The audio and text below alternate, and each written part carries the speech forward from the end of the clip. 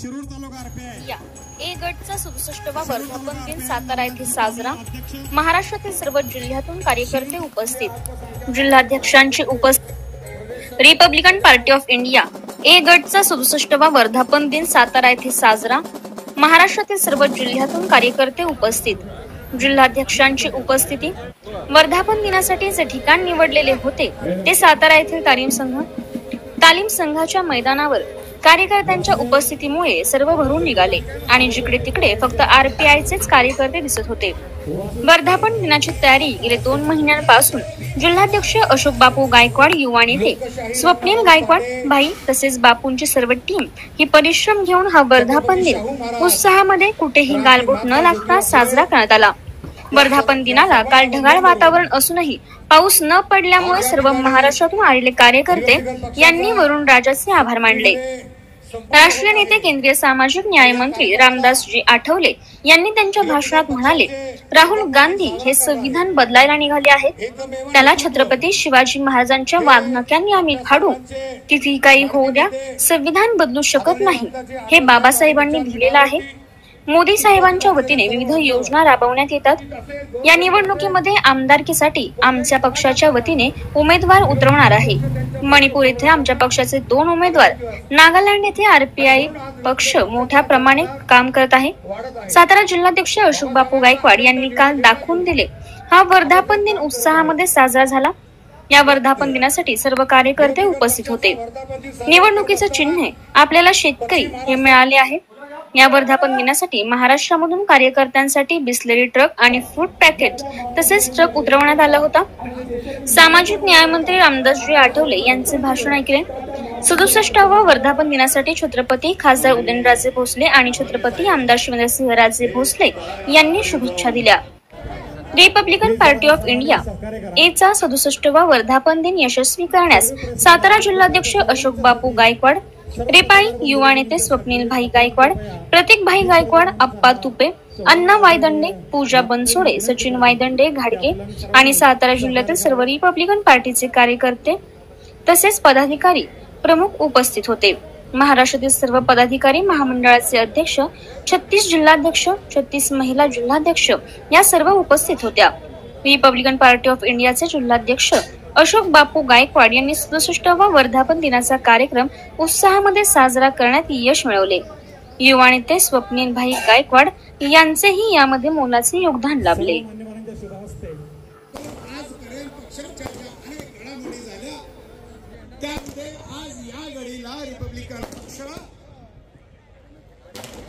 एका जातीच्या वलयातून बाहेर जाऊन बहुजनांचं नेतृत्व करत आहे आणि हे नेतृत्व केवळ आणि केवळ रामदासजी आठवले साहेब यांच्या हत्याबंदीचा कायदा करण्यात आला। त्यावेळी सगळे महाराष्ट्रामध्ये जे कार्यकर्ते ते कार्यकर्ते पाहिल्यानंतर त्यांच्या सोबत लढणाऱ्या कार्यकर्त्याची संख्या मोठी आहे ना, सबंध महाराष्ट्रामध्ये मोठी आहे। राजाभाऊ आदे लोकसभेमध्ये इतिहास केला। श्रीमंत छत्रपती उदयनराजे भोसल्यांना या सातारच्या जनतेनं लोकसभेमध्ये खासदार केलं।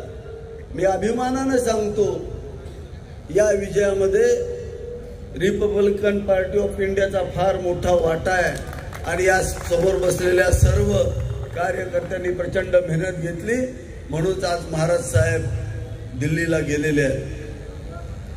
आम्ही एकत्र येऊन काम करतोय, परंतु काही लोकांना हे बघवत नाही। प्रचंड नॅरेटिव्ह एवढी तुम्ही आज अपेक्षा करतो आणि आपल्या सर्वांना धन्यवाद देतो की आज आपण खऱ्या अर्थाने ऊसधारक शेतकऱ्याला सत्तेत नेणारा आणि सत्तेत नेऊन सन्मानाने उभं करणारा हा वर्धापन दिन ठरावा, म्हणून हा गेलेला आटापिटा आहे। आम्ही अनेक वर्धापन दिन केले, पण आम्ही सत्तेच्या जवळ गेलो ना वाडेकर। आपलं स्वप्न आहे, बाबासाहेबांचं स्वप्न आहे, जा तुमच्या घराच्या भिंतीवर लिहून ठेवा, तुम्हाला शासन करते जमात बनायचं, आम्हाला जमात बनायचं पण जमात कधी होणार आहोत? जोपर्यंत आमच्यातला बाबासाहेब जागा होणार नाही, आमच्यातला रामदास आठवले भेटणार नाही, त्याचा ज्वालामुखी होणार नाही आणि मागून भीक मिळते आणि हिसकावून अधिकार मिळतो, हे जोपर्यंत मनातून आवाज येणार नाही तोपर्यंत या देशामध्ये परिवर्तन होणार नाही. अनेकांनी आम्हाला प्रश्न विचारले की रामदास आठवले बीजेपी सोबत काय गेले. मी माझ्या भाषणामध्ये अनेकदा सांगतो की डॉक्टर बाबासाहेब आंबेडकरांनी त्यावेळेला सांगितलं होतं की काँग्रेस हे जळचं घर आहे, पण तरी पवार साहेब डॉक्टर बाबासाहेब आंबेडकरांनी काँग्रेसमध्ये मंत्रिमंडळ स्वीकारलं होतं. कारण बाबासाहेब म्हणाले जरी काँग्रेस जळचं घर असलं, जर मी आज गेलो नाही तर मी माझ्या समाजाला न्याय देऊ शकणार नाही, आणि न्याय द्यायचा असेल तर मला मोठ व्हावं लागेल आणि अविचारी लोकांच्या सोबत सुद्धा जाऊन इथलं सरकारमध्ये सामील व्हावं लागेल. आणि म्हणून बाबासाहेबांनी सुद्धा काँग्रेस जातीवादी आहे, काँग्रेस जळचं घर आहे, तरी काँग्रेसच्या मंत्रिमंडळामध्ये स्थान प्रस्थापित केलं होतं. काय केलं? बाबासाहेब जर काँग्रेसमध्ये गेले नसते आणि संविधान लिहिता आलं नसतं तर तुम्हाला मला या स्टेजवर मित्रांनो बसता आलं नसतं. म्हणून बाबासाहेबांनी घेतलेली भूमिका ही योग्य आहे. आणि म्हणून बाबासाहेब काँग्रेसमध्ये गेले. त्यानंतर रामदास आठवले काँग्रेस बाबासाहेब काँग्रेसच्या मंत्रिमंडळात गेले, काँग्रेसमध्ये नाही गेले, मंत्रिमंडळात गेले, सरकारमध्ये सामील झाले आणि त्यांनी आपलं अस्तित्व जिवंत ठेवून तुम्हाला आम्हाला न्याय दिलेला आहे. तर मित्रांनो, आठवले साहेबांनी सुद्धा त्याच्याच पावलावर पाऊल ठेवत बीजेपीच्या सरकारमध्ये आपण समाविष्ट झाले, पण आपला पक्ष जिवंत ठेवलेला. ज्या पक्षाचं नाव रिबन पक्ष आहे, जो पक्ष तुमचा आणि माझा आहे, ज्या पक्षानं बाबासाहेबांनी ज्या पक्षाला जन्म दिलेला आहे त्या पक्षाचा आपण इथं वर्धापन दिन घेतोय. आणि म्हणून मला सांगायचंय, जसा निर्णय डॉक्टर बाबासाहेब आंबेडकरांनी घेतला तसाच निर्णय, कटू निर्णय आठवले साहेबांनी घेतला आणि सत्तेमध्ये जाण्याचा मार्ग स्वीकारला. का स्वीकारला? जर रामदास आठवले सत्तेत गेले नसते तर पुन्हा एकदा आपल्याकडे अधोगती आली असती, आम्हाला प्रश्न सोडवता आले नसते, आम्हाला प्रश्नाची उत्तरं शोधता आली नसती, आम्हाला विकास साधता आला नसता, आम्हाला इथं उभं राहता आलं नसतं. आणि म्हणून आठवले साहेबांनी निर्णय घेतला. अनेक जण म्हणतात की आठवले साहेब जातीवाद्यावर आहे, पण आठवले साहेब जातीवाद्यासोबत नाही. आठवले साहेब हे डॉक्टर बाबासाहेब आंबेडकरांच्या सोबत आहेत, बाबासाहेबांच्या विचारासोबत आहेत आणि बाबासाहेबांच्या विचारानं त्यांना परिवर्तन हवं आहे. पण वेट अँड वॉच आहे. वेळ कधी येते त्याची वाट आपण पाहतोय. ज्या दिवशी योग्य वेळ येईल, ज्या दिवशी संधी सापडेल आणि ज्या दिवशी आम्हाला कळेल की लोहा गरम आहे आम्ही हतोडा मारतो, त्या दिवशी आठवले साहेब परशुराम वाडेकर इथं 25 आमदार तरी उभे करतील. पण वेळ आहे ना, त्यांच्या मनामध्ये खतखत आहे. तुम्हाला काय वाटतं? आम्हाला जर जळतंय वय साहेबांचं बी जळतंय, पण ती साहेब आहे. साहेब ह्या घराचा प्रमुख आहे आणि घराच्या प्रमुखानं तोंड आवळून काम करायचं असतं, विचार करून काम करायचं असतं. पाऊस येणार नाही, अर्ज पाठवलाय, बरोबर ना रे? आला पाऊस, अर्ज आपला सक्सेस आहे. आज अर्ज दिला, लगेच ग्रँड झाला, तसा हा बी अर्ज ग्रँड झालेला आहे. त्यामुळे मी तुम्हाला मित्रांनो एवढंच सांगेन की आठवले साहेबांच्या स्वप्नात सुद्धा माझा माणूस, माझा कार्यकर्ता हा आमदार व्हावा, लालदेवच्या गाडीत बसावा आणि माझ्या घरी मला भेटायला यावा. भाग्यविधाता डॉक्टर बाबासाहेब आंबेडकर यांच्या क्रांतिकारी विचारांना मी अभिवादन करते. स्टेजवरचे आपल्या पक्षाचे राष्ट्रीय अध्यक्ष आठवले साहेब आणि सर्वच माझा मुलगा जीत आणि सर्वच ज्येष्ठ आणि श्रेष्ठ कार्यकर्ते मंडळी, महिला वर्ग आणि सर्व राज्यामधून, सर्व जिल्ह्यामधून आलेल्या सर्व कार्यकर्त्यांना माझा मानाचा जय भीम. जय भीम. खरं म्हणजे 67वा वर्धापन दिन हा आज आपण साताऱ्यामध्ये साजरी करत आहोत. हा प्रत्येक महाराष्ट्राच्या भागामध्ये साहेबांनी साजरी केलेला आहे. हा सातारा जो जिल्हा आहे, ही भूमी आहे, ही भीमांची भूमी आहे, ही भूमी आहे वीरांची भूमी आहे. आजच मी आठवले साहेबांना सांगितलं, या भूमीमध्ये कर्मवीर भाऊराव पाटील यांची रयत शिक्षण संस्थेमध्ये माझ्या आजोबांनी शिक्षण घेतलं, माझ्या आजींनी शिक्षण घेतलं आणि उच्च पदावर. त्यावेळी जेव्हा दलित लोकांना शिक्षणासाठी पैसे नसायचे त्यावेळेला त्यांनी एक हॉस्टेल सुरू केलं होतं आणि त्या हॉस्टेलमध्ये शिक्षण माझ्या आजोबांनी आणि त्यावेळेच्या विद्यार्थ्यांनी घेऊन खूप मोठ्या पदाला गेलेले आहे. आता रिपब्लिकन पक्षाविषयी सर्वांनीच माहिती दिली. मी जास्त काही माहिती देणार नाही, फक्त एवढंच सांगेन, आत्ताच आरपीआयचा निर्धार झाला आहे पक्का. येणाऱ्या विधानसभेच्या निवडणुकीमध्ये आरपीआयच्या उमेदवाराच्या ऊसधारक निशाणीवर आपण मारायचा आहे शिक्का, आपण मारायचा आहे शिक्का. आम्हाला चॅलेंज देऊ नका, आम्हाला चॅलेंज देऊ नका, आरपीआयच्या नादाला लागू नका, टक्कर आम्हाला देऊ नका, हलक्यात आम्हाला घेऊ नका. अहो आठवले साहेबांचा स्वभाव साधा आहे राव, अहो आठवले साहेबांचा स्वभाव साधा आहे राव. त्यांचा विश्वास तुम्ही तोडू नका, नाहीतर चल या विश्वास बिंदास आमच्याशी शर्यत लाव, बिंदास आमच्याशी शर्यत लाव. खरं म्हणजे आपल्याला महाराष्ट्राचे खूप प्रश्न आहेत. आता आपण पाहतच आहात, लहान लहान मुलीवर खूप अन्याय अत्याचार होत आहे, त्यांचा प्रश्न घेऊन जायचा आहे. शेतकऱ्यांचा प्रश्न घेऊन जायचा आहे. मुलं बेरोजगारी आहेत, त्यांचा प्रश्न घेऊन जायचा आहे.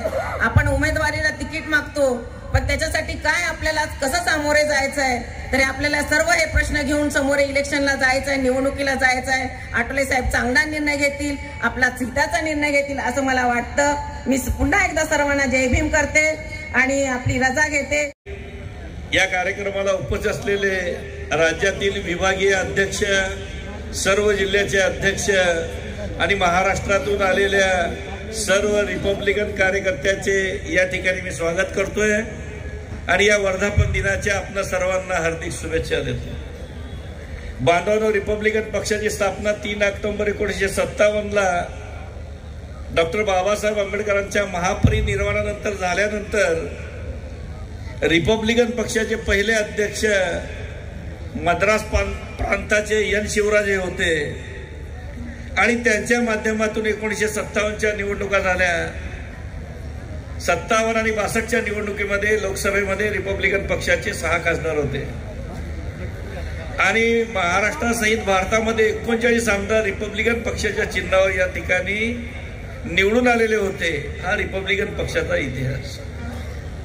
परंतु या राज्यातील देशातील दलित समाजाला आक्रमक नेत्याने आज 90 ते 2024 या 34 वर्षाच्या कालखंडामध्ये रिपब्लिकन पक्षाच्या माध्यमातून या ठिकाणी बाबूरावांनी उल्लेख केला की रिपब्लिकन पक्षाचे 6 आमदार झाले, 2 मंत्री झाले आणि त्यानंतर 3रे मंत्री माजी राज्यमंत्री मातेकर साहेब झाले आणि मी सुद्धा महामंडळाचा अध्यक्ष, मला सुद्धा राज्यमंत्रीपद दर्जा, असे जवळजवळ 4 राज्यमंत्रीपद आणि 6 आमदार आठवले साहेबांच्या माध्यमातून रिपब्लिकन पक्षाला मिळाले.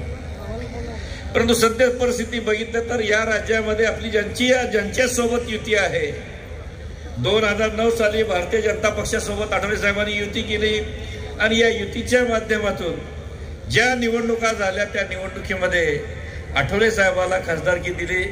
2016ला 2016 ते 2024 या 8 वर्षाच्या खासदारकी आणि 3 वेळा मंत्रिपद मिळालं आठवले साहेबांना आणि त्या माध्यमातून आठवले साहेबांनी हा आपला रिपब्लिकन पक्ष भारताच्या कानाकोपऱ्यात सर्वत्र घेऊन जाण्याची भूमिका या माध्यमातून आठवले साहेबांनी केलेली आहे. हे मानपत्र देत असताना एक मिनिट हे मानपत्र मरणोत्तर असं भावना देण्यात येतं आहे. तमाम उपस्थित असणाऱ्या सर्व रिपब्लिकन पक्षाच्या बांधवांच्याकडून आरपीआयचा निर्धार झाला आहे पक्का. येणाऱ्या विधानसभेच्या निवडणुकीमध्ये आरपीआयच्या उमेदवाराच्या ऊसधारक निशाणीवर आपण मारायचा आहे शिक्का, आपण मारायचा आहे शिक्का. आम्हाला चॅलेंज देऊ नका, आम्हाला चॅलेंज देऊ नका, आरपीआयच्या नादाला लागू नका, टक्कर आम्हाला देऊ नका, हलक्यात आम्हाला घेऊ नका. अहो आठवले साहेबांचा स्वभाव साधा आहे राव, अहो आठवले साहेबांचा स्वभाव साधा आहे राव. त्यांचा विश्वास तुम्ही तोडू नका, नाहीतर चल या विश्वास बिंदास आमच्याशी शर्यत लाव, बिंदास आमच्याशी शर्यत लाव. खरं म्हणजे आपल्याला महाराष्ट्राचे खूप प्रश्न आहेत. आता आपण पाहतच आहात, लहान लहान मुलीवर खूप अन्याय अत्याचार होत आहे, त्यांचा प्रश्न घेऊन जायचा आहे, शेतकऱ्यांचा प्रश्न घेऊन जायचा आहे, मुलं बेरोजगारी आहेत त्यांचा प्रश्न घेऊन जायचा आहे.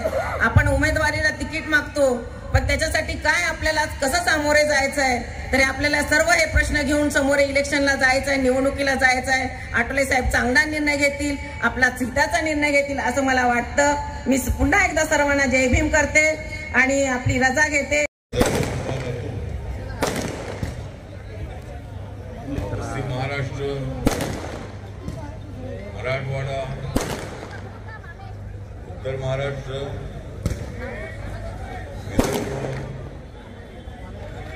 मुंबई आणि कोकण या सर्व भागातून मोठ्या संख्येने आले. रिपब्लिकन पक्षाच्या वर्धापन दिनाचा हा मेळावा महाराष्ट्रातील सर्व ऍक्टिव्ह करणाऱ्या कार्यकर्त्यांचा मेळावा सातारा या ठिकाणी होत आहे. डॉक्टर बाबासाहेब आंबेडकर या ठिकाणी प्रायमरी स्कूलमध्ये शिकले होते. राव वगैरे आवाज येतो.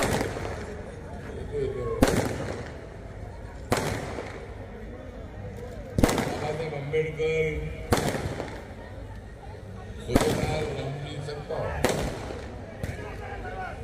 जे बाबासाहेब आंबेडकरांचे वडील होते, महूमध्ये ते सुभेदार असताना आर्मीमध्ये बाबासाहेबांचा जन्म 14 एप्रिलला 1891 झाला होता आणि मिलिटरीची सर्व्हिस संपल्यानंतर बाबासाहेब आंबेडकरांचे वडील सुभेदार रामजी सकपाळ हे त्यावेळेला इथं साताऱ्यामध्ये आले होते आणि साताऱ्यामध्ये इथं बाजूलाच एक हायस्कूल आहे, शाळा आहे.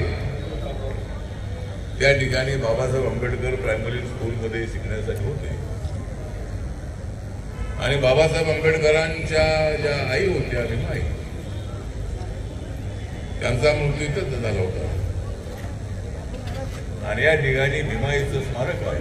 स्मारक काय तिथं पूर्ण झालं नाही, पण त्या ठिकाणी भीमाईचं स्मारक किंवा भीमाईचं जे अंत्यसंस्कार झालेला होता, अरे तो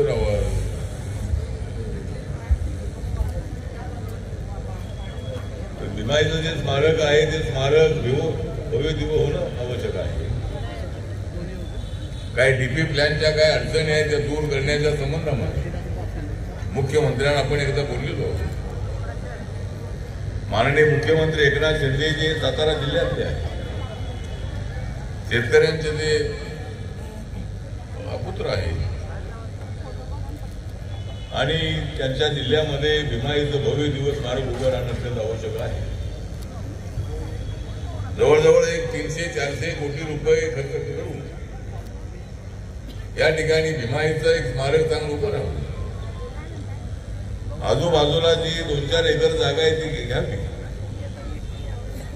आणि बाबासाहेब आंबेडकरांना जन्म देणाऱ्या भीमाईचं भव्य असं स्मारक या ठिकाणी उभं राहिलं पाहिजे अशी रिपब्लिकन पक्षाची मागणी आहे. सातारा हे जे ठिकाण आहे हे साधा म्हणजे माझ्या भीमानी जिंदगीमध्ये पैशाची केली नाही कमाई. माझ्या भीमाने आपल्या जिंदगीमध्ये पैशाची केली नाही कमाई, पण आमचं प्रेरणास्थान आहे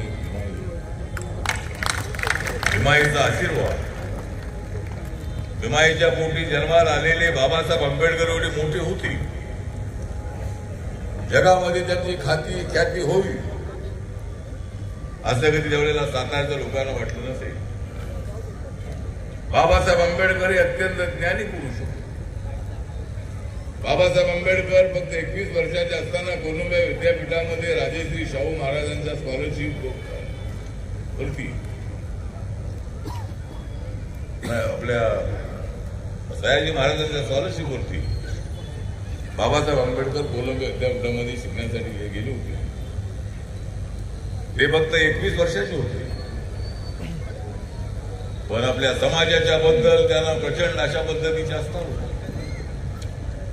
माझ्या समाजाला न्याय मिळाला पाहिजे, माझ्या समाजाच्या न्यायासाठी मला संघर्ष केला पाहिजे, मला अभ्यास केला पाहिजे, त्याला मला जागं केलं पाहिजे म्हणून बाबासाहेब आंबेडकर रात जागत होते. 18 तास अभ्यास करणार हा नौजवान तरुण बाबासाहेब आंबेडकरांनी प्रचंड अशा पद्धतीचे कष्ट उपसलेले आहेत तुमच्यासाठी. बाबासाहेब आंबेडकर आपल्या जीवनामध्ये आले नसते तर बाबासाहेब आंबेडकरांनी बडोद्याची नोकरी सोडली नसती तर आपलं काय झालं असतं काय सांगता येत नाही. आम्ही आज कुठे असतो हे सांगता येत नाही. बाबासाहेब आंबेडकरांनी नोकरी सोडली आणि बाबासाहेब आंबेडकरांनी प्रतिज्ञा केली की मी माझ्या समाजाला न्याय मिळवून देण्यासाठी सातत्याने आवाज उठवत राहणार. संघर्षाची भूमिका घेत घेत बाबासाहेब आंबेडकर अभ्यास करत होते, अनेक पुस्तकांचा अभ्यास करत होते. त्यांच्याजवळ लायब्ररी मोठी होती आणि बाबासाहेब आंबेडकर या देशाच्या घटनेची शिल्पकार झाले. घटना समितीने जरी संविधान बनवलेलं असलं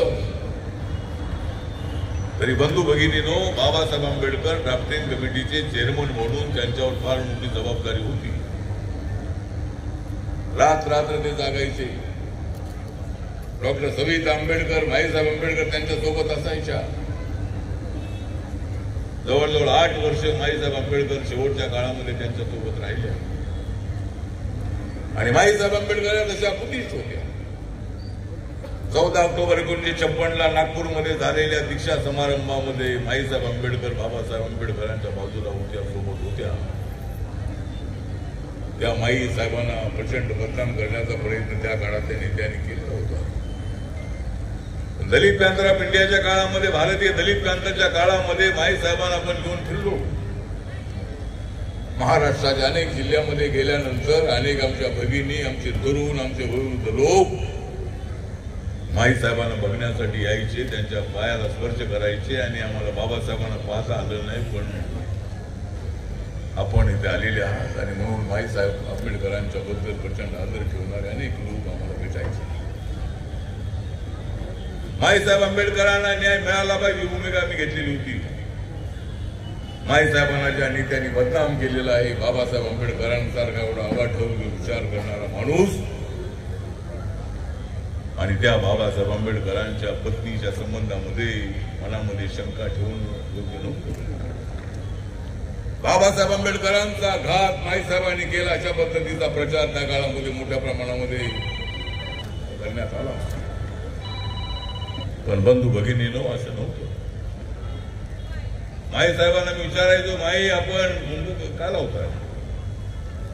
बाबासाहेब आज नाहीत, हयात नाहीत आणि आपली परंपरा आहे की आपण आपला नवरा मृत्यू पावल्यानंतर कुंकू लावणारी महिला आपल्याला दिसत नाही. त्या म्हणायच्या मी बौद्ध आहे, मी बुद्धिस्ट आहे, माझ्या बौद्ध धर्मामध्ये अशा परंपरा नाही. आणि माईसाहेब आंबेडकर जरी ब्राह्मण असल्या तरी माईसाहेब आंबेडकर खऱ्या बुद्धिस्ट होत्या. बाबासाहेब आंबेडकरांनी आम्हाला बौद्ध धर्माची दीक्षा दिली. अजून काही काळ बाबासाहेब आपल्यात राहिले असते तर देशामध्ये असंख्य लोक बौद्ध होऊ शकले असते, झाले असते. लगेच 6 डिसेंबर आणि 14 ऑक्टोबर आणि 6 डिसेंबर 1 महिन्याचा कालावधी होता. बाबासाहेब आंबेडकर अजून आपल्यात राहिले. अजून काही वर्षे बाबासाहेब आंबेडकर आपल्या मध्ये राहिले असते तर या देशाच्या राजकारणाला एक वेगळी कलाटणी मिळाली असती. बाबासाहेब आंबेडकरांनी रिपब्लिकन पक्ष भव्य दिव्याचा उभा केला असता, त्याचा वटवृक्ष झाला असता. पण बाबासाहेब आंबेडकर रिपब्लिकन पक्ष स्थापन होण्याच्या अगोदरच त्यांचं महापरिनिर्वाण झालं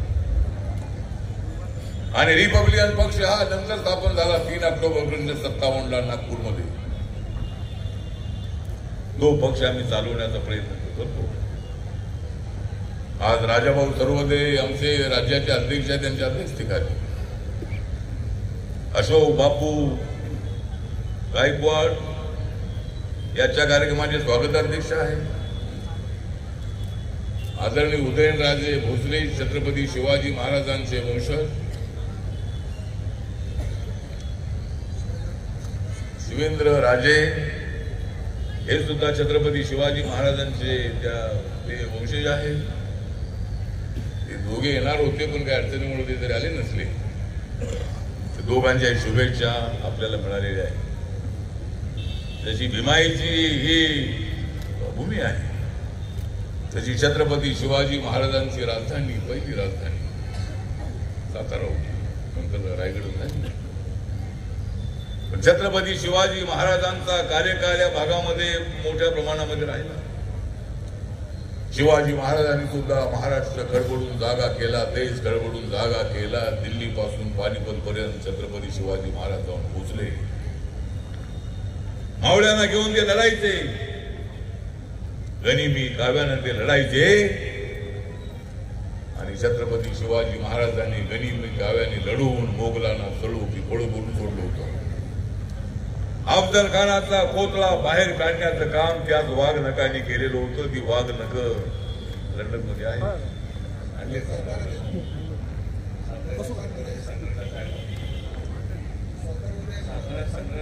ती वाघनक साताऱ्यामध्ये आहे. जर कोणी एखाद्या अफजल खान जर समोर आला आणि माझ्या हातात ती नका आली, तर त्या अफजल खानाचा कोतळा बाहेर काढल्याशिवाय मी राहणार. बाबासाहेब आंबेडकरांच्या संविधानाला कोणी हात लावत असेल, बाबासाहेबांचा अपमान करत असेल, तर त्यांचा पुतळा बाहेर काढण्याची आजी माझ्यामध्ये ताकद आहे. आम्ही एरिया गबाड्याचे आम्ही लोक नाही. आम्ही जय भीम सांगणारा बोलून देणारे लोक आम्ही आहोत. सत्ता असो की नसो, पण संघर्ष करायचा, अन्यायाच्या विरुद्ध लढायचं. मला लढ म्हणताय, पण लढायला सांगितल्यानंतर तुम्ही लढलं पाहिजे. लढता कामा नये. लढायला सांगितलं लढलं पाहिजे, बसायला सांगितलं तर बसलं पाहिजे.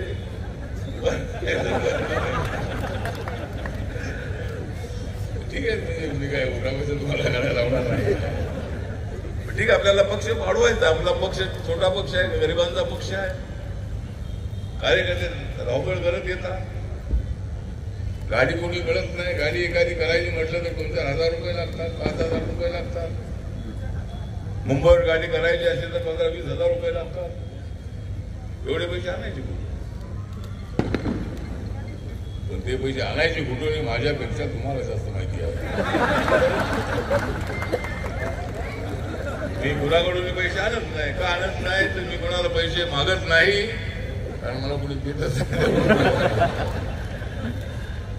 ठीक आहे, सांगायचं उद्देश एवढाच आहे की आपल्यामध्ये तेवढी ताकद असली पाहिजे. ठीक आहे, आपल्याकडे नाही आहे. चळवळीत काम करताना मी चळवळ सगळ्या देशामध्ये वाढवलेली आहे. माझ्याकडे काही पैसे होते असं अजिबात नाही. कपडे मात्र माझे चांगले असायचे. नंतरच्या काळामध्ये कपडे माझे चांगले असायचे. कुठे एखाद्या जिल्ह्यामध्ये गेलो तर मला कपडे घेऊन द्यायचे. आणि सर्वात मला जास्त कपडे घेऊन देणारा राजा सबोरे आहे.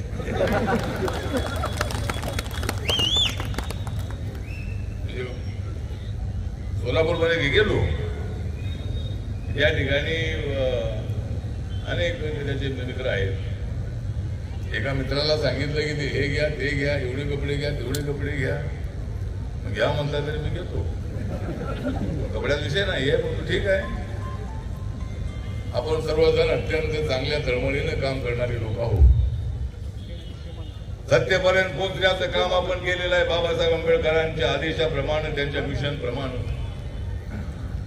मत खाण्याच्या राजकारणामुळं काय फार विशेष मिळते असं नाही. माझ्या विरोधामध्ये कोणी काय बोलत असेल बोलू द्या.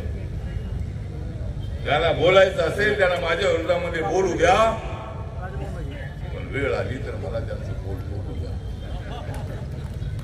पण मी कुणाचे बोलत नाही आहे. माझं मिशन आहे बाबासाहेब आंबेडकरांचा विचार घराघरापर्यंत पोहोचवायचा. माझं मिशन आहे देशाच्या कानाकोपऱ्यामध्ये बाबासाहेबांचा आरपीआय घेऊन जायचं, निळा झेंडा घेऊन जायचं. आणि नॉर्थ ईस्ट मध्ये दलितांचं पर्सेंटेज अजिबात नसल्यासारखं आहे. या ठिकाणी ट्रायबल कम्युनिटी मोठ्या प्रमाणामध्ये आहे. ख्रिश्चन कम्युनिटी, ट्रायबल कम्युनिटी मोठ्या प्रमाणात आहे. आपण लक्षद्वीपला गेला तर त्या ठिकाणी 70,000 फक्त त्या पॉप्युलेशन आहे. 70,000 आणि 70,000 पॉप्युलेशन आहे आणि लोकसभेचं मतदान 65,000 आहे. त्या ठिकाणी सगळे मुस्लिम आहेत. मुस्लिम आहेत म्हणजे ट्रायबल आहे. टिपू सुलतान यांच्या काळामध्ये टिपू सुलतान त्या ठिकाणी गेले, त्यांचं त्या ठिकाणी राज्य होतं आणि त्या ठिकाणी सगळे हिंदू नंतर मुस्लिम झालेले आहेत. मुस्लिम समाज के बारे में मेरा कहना यह है कि मुस्लिम समाज ने मतलब हमारे साथ रहने की आवश्यकता है. हम आपके खिलाफ नहीं है. नरेंद्र मोदी जी आपके खिलाफ नहीं है. एक मंडल कमीशन में जो 80% मुस्लिम कम्युनिटी आती है, आपको भी रिजर्वेशन मिलता है. दूसरा इकोनॉमिकल सेक्शन का जो 10% आरक्षण हमारे मोदी सरकार ने दिया है उसका भी आपको फायदा होता है. जो योजना मोदी जी ने लागू की है, जनधन योजना है, आवास योजना है, उज्ज्वला योजना है, आयुष्मान भारत योजना है, कई योजनाएं हैं. उस योजनाओं का फायदा मुस्लिम कम्युनिटी को भी होता है. ऐसा रूल नहीं है कि भाई मुसलमान को नहीं देना है. लेकिन कांग्रेस वाले राहुल गांधी जी वो भी थोड़े ज्यादा एक्टिव बन गए. जो कि मैं इतना बताना चाहता हूं कि राहुल गांधींची ज्या जागा निवडून आलेल्या आहेत, सुरुवातीला 45 जागा निवडून आल्या. 2014 मध्ये काँग्रेसच्या 44 जागा निवडून आल्या. 19 मध्ये 52 जागा निवडून आल्या आणि आता 99 जागा निवडून आल्या. आणि बीजेपीला आता मिळालेल्या जागा 240-241 आहे. या 3 निवडणुकांच्या जागांची बेरीज केली तर बीजेपीच्या जागांची जास्त आहे. त्यामुळं राहुल गांधी म्हणतायत की आम्ही आता इथं ठीक आहे, तुम्हाला चांगल्या जागा मिळाल्या, अभिनंदन तुमचं, पण तुम्ही संविधान बदलणार अशी चर्चा केली. पण मी तुम्हाला सांगतो बंधू आणि भगिनींनो, माझ्या बाबांचं संविधान कुणालाच बदलता येणार नाही. जर कुणी बदलण्याचा प्रयत्न केला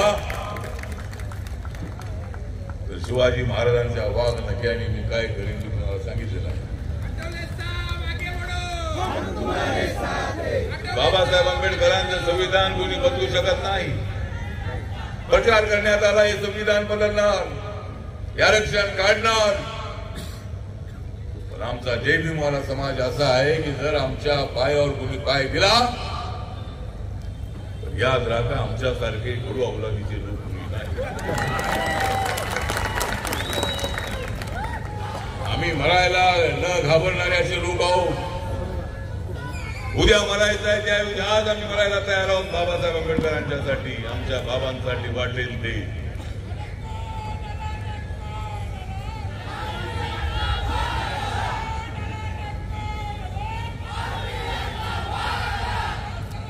आरपीआयचा वाघ आला, आरपीआयचा आला वाघ आणि आता आली तुला जा. अरे तुला बोलवायची आहे माझ्या बाबांच्या विचाराची बाब. अरे तुला बोलवायची आहे बाबासाहेबांच्या विचाराची बाब. आणि जर बाबांना कुणी विरोध केला तर आपल्या डोळा आग ओकायला मी कमी नाही. एकदा आग लावायची ठरवलं तर आम्ही सगळं पेटवून देऊ शकतो, पण आम्हाला पेटवायचं नाही. बाबासाहेब आंबेडकर आम्हाला पेटवायला शिकवलं नाही, आम्हाला विजवायला शिकवलेलं आहे. बाबासाहेब आंबेडकरांनी आम्हाला विजवायला शिकवलेलं आहे, पेटवायला शिकवलं नाही. पेटवायचं म्हटलं तर एका मिनिटामध्ये आम्ही पेटवू शकतो, पण नाही पेटवायचं आम्हाला कोणालाही पेटवायचं नाही. पेटणारी पेटतात, पेटू द्या त्यांना. आम्ही कोणाला पेटवण्याचा विषय अजिबात नाही. पेटवण्यापेक्षा पटवण्याचं काम आपल्याला करायचं आहे. आपल्याला निवडून यायचं असेल तर दुसऱ्या जाती जमातीनं आपल्याला सोबत आणायचं आहे. सगळ्या जाती धर्माच्या लोकांना सोबत आणायचं आहे.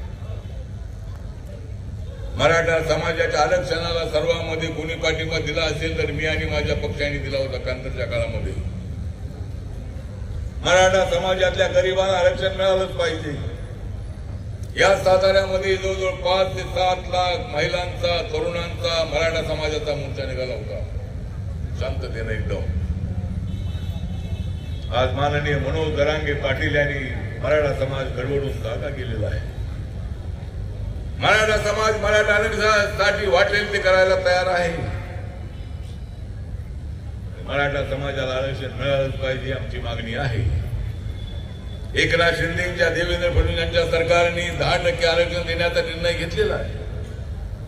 राज्यामध्ये आरक्षण हे लागू करण्यात आलेलं आहे. कुणबी समाजाला आरक्षण देण्याचा निर्णय ऑलरेडी आहे मंडल कमिशनचा. गरीब मराठा माणसाला आरक्षण मिळालं पाहिजे, त्यासाठी मनोज जरांगे पाटील आम्ही आपल्यासोबत आहोत.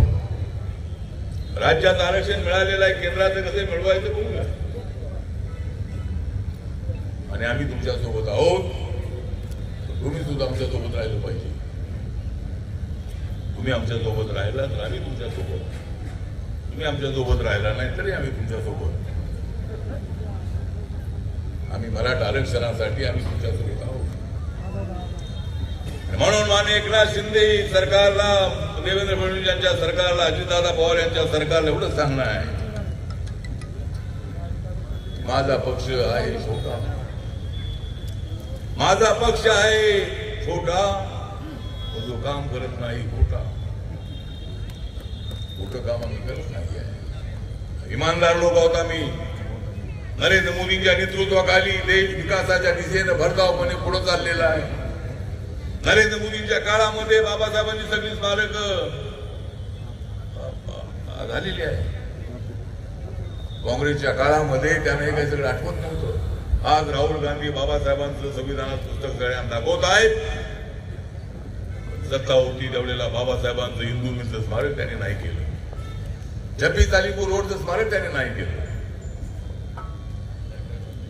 लंडन मध्ये घर विकत घेतले 41 कोटी रुपयाला देवेंद्र फडणवीस मुख्यमंत्री असताना आणि प्रधानमंत्र्यांच्या हस्ते त्याचं लोकार्पण झालं. मी तेवढ्या लोकांचे लोक. जपानमध्ये बाबासाहेबांचा पुतळा उभा करण्यात आला. आता अंदमान मध्ये बाबासाहेबांचा पुतळा आहे, निकोबार मध्ये लवकर बाबासाहेबांचा पुतळा उभा राहणार आहे. लक्षद्वीप मध्ये आम्ही बाबासाहेबांचा पुतळा उभा करणार आहोत. आणि बाबासाहेब आंबेडकरांच्या विचाराचा रिपब्लिकन पक्ष आपल्याला मजबूत करायचा आहे. यासाठी बंधू भगिनीनो, या ठिकाणी आमचे किशोर कपासे हे या समाजाचे होते, ढोर समाजाचे होते. अनेक वर्षे ते आपल्यासोबत राहिले. अण्णा वायदंडे मातंग समाजाचे आहेत, ते आपल्यासोबत आहे. मातंग समाजाला माझं निवेदन आहे, रिपब्लिकन पक्ष आपला पक्ष आहे. बाबासाहेबांचा पक्ष, अण्णाभाऊंचा पक्ष, गौरी वस्तादांचा पक्ष, महात्मा ज्योतिबा फुलेंच्या विचाराचा पक्ष, सावित्रीबाई फुलेंचा आदर्श ठेवणारा पक्ष रिपब्लिकन पक्ष आहे. मातंग समाजाने सुद्धा रिपब्लिकन पक्षात आलं पाहिजे. जन्मगार समाज आहे, तक्कया समाज आहे, बाकीचे सगळे समाजाचे शेड्यूल कास्टचे लोक आहेत. सगळ्यांना माझं निवेदन आहे, या तुम्ही रिपब्लिकन पक्षामध्ये, आपण मोठा पक्ष बनवूया. तुम्हाला सत्तेचा वाटा देऊ, तुमचा समाज आमच्या सोबत आला पाहिजे. कार्यकर्त्यांना निवेदन आहे की नक्की राजाभाऊंनी सांगितलं कुणाला काय मिळालं, ज्याला मिळालं नाही त्याला मिळेल, हळूहळू टप्प्याटप्प्यानं मिळेल. आमच्याकडं एकनाथ शिंदेजींनी, देवेंद्रजींनी, अजितदादांनी थोडं लक्ष द्यावं. माझ्यासोबत गोरगरीब कार्यकर्ते भिंगरीसारखे माझ्या पाठीमागे फिरत असतात, माझ्यासोबत येत असतात, वाटेल ते काम करत असतात. त्यांच्याकडे लक्ष द्या. सत्ता आपल्या हातामध्ये आहे. उद्या आपल्याला या महाराष्ट्रामध्ये आपलं सरकार आणायचं आहे. त्यासाठी दलित मतदारांची नितांत अशी आवश्यकता आहे, बौद्ध मतदारांची आवश्यकता आहे.